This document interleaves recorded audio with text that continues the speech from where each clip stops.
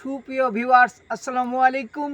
দেশ প্রদেশ থেকে যারা এই প্রতিবেদনটি দেখছেন, আমার ইউটিউব চ্যানেল বাংলার কৃষি এবং ফেসবুক পেজের পক্ষ থেকে কৃষি পেজের পক্ষ থেকে আন্তরিক শুভেচ্ছা এবং অভিনন্দন। আশা করি আপনারা সকলে ভালো আছেন। আপনাদের দোয়ায় ও ভালোবাসায় আমিও ভালো আছি। আমি একটা লাইটিং পদ্ধতি ড্রাগন বাগানে দাঁড়িয়ে আছি। এই ড্রাগন বাগানে আসার মূল কারণ আপনাদের দেখাবো।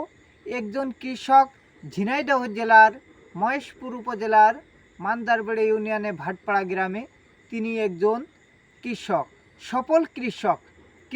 সফল কৃষক কাকে বলে আজকে আপনাদের এই ভিডিওর মাধ্যমে দেখাবো।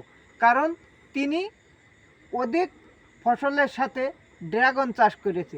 এই ড্রাগন চাষে তিনি কতটুক না লাভবান হয়েছে এবং কতটুক না জমিতে এই ড্রাগন চাষ করেছে, সম্পূর্ণ ভিডিও থাকছে এই ভিডিওর মাধ্যমে। তার আগে আপনাদের একটা জিনিস দেখাই। দেখতে পাচ্ছেন, এটা হলো ড্রাগন ফুল। এই ড্রাগন ফুলই আপনারা কিভাবে ড্রাগনের পরাগায়ন সৃষ্টি করবেন ফুলকে। এখানে ভিতরে একটা শিশি দেখতে পাচ্ছেন। এই শিশির যদি আমরা এই ফুলে চারিভাগে ঘুরিয়ে দিই, তাহলে এটা ড্রাগনে মনে করেন পরাগায়ন সৃষ্টি হয়ে গেল।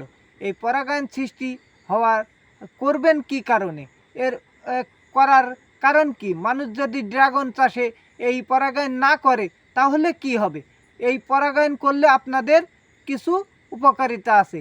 এখানে ক্রেতা ফল কিনতে আকর্ষণ হবে বাজারে নিয়ে গেলে, তারপরে অধিক ফলন হবে, কৃষকরা অনেক লাভবান হবে, মানুষের কেনার প্রতি একটা আকর্ষণ হবে, যাতে মানুষ হলে গে কৃষকরা অধিক ফলন পাবে।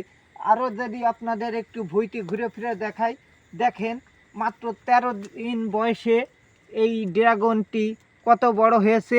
এর মূল কারণই হলো এই হলে গে আপনার এই পরাগায়ন সৃষ্টি করা।